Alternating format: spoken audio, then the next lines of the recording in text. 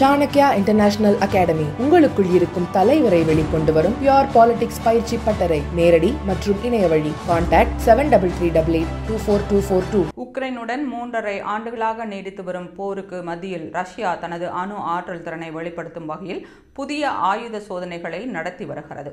இதன் ஒரு பகுதியாக நேரில் மூழ்கி செயல்படும் அணுசக்தி ஏவுகணையான சோடெயின் சூப்பர் டர்பிடோ சோதனை வெற்றிகரமாக நடைபெற்றுள்ளதாக ரஷ்ய அதிபர் விளாடிமிர் புட்டின் தெரிவித்துள்ளார்.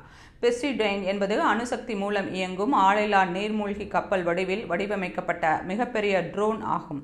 இது அணு ஆயுதங்களை ஏந்தி சென்று கண்டம் விட்டு கண்டம் தாண்டி இலக்குகளை தாக்கும் திறன் கொண்டது.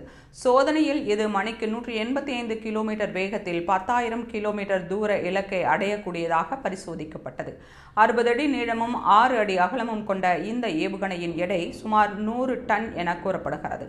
இது கடலுக்கு அடியில் பரந்த கதிரியக்க அலைகளை ஏற்படுத்தி எதிரி நாட்டின் கடலோர பகுதிகளை முழுமையாக அழிக்கும் ஆற்றல் கொண்டதாக நிபுணர்கள் மதிப்பிடுகின்றனர். கடந்த 21ஆம் தேதி ரஷ்யாவின் புஷ்வேனிக் எனப்படும் அணுசக்தியில் இயங்கும் கண்டம் விட்டு கண்டம் பாயும் ஏவுகணை சோதனை செய்தது. அடுத்த நாள் அதன் அணு ஆயுத தயார் நிலை பரிசோதனையையும் நடைபெற்றது. அமெரிக்க அதிபர் டொனால்ட் ட்ரம்ப் ரஷ்ய அதிபர் புட்டினுடன் போரை நிறுத்த முயற்சி மேற்கொண்டிருந்தாலும் அதற்கான எவ்வித அறிகுறியும் இல்லை.